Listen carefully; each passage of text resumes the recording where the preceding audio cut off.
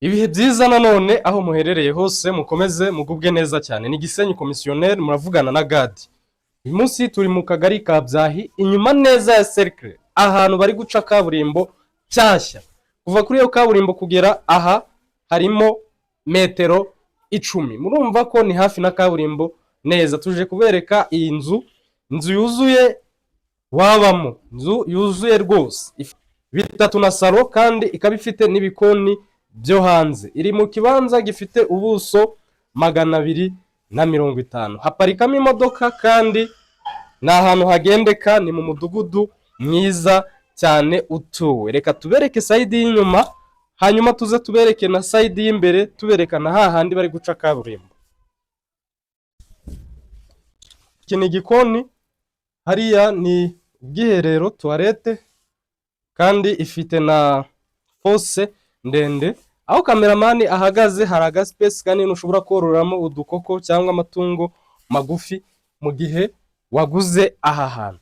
Turababwira ibiciro tumaze kubereka aho umuhanda ugeze, tunabereka imbere y'iki gipangu ukuntu hateye. Hanyuma rero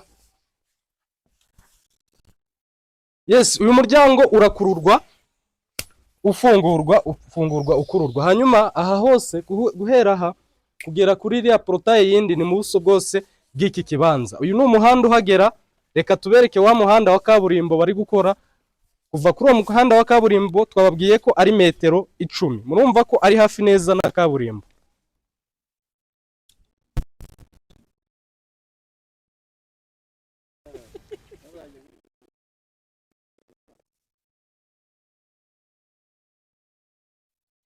Iyi ni kaburimbo duhagazemo, umuhanda bari gukora inyuma neza ya Cercle d'Amitié. Ni akabari kari hafi ruguru ya Buhuru cyangwa se hafi neza na rompuwe ya Karukogo. Aha hantu ni heza, tubazaniye ku giciro gitoya cyane.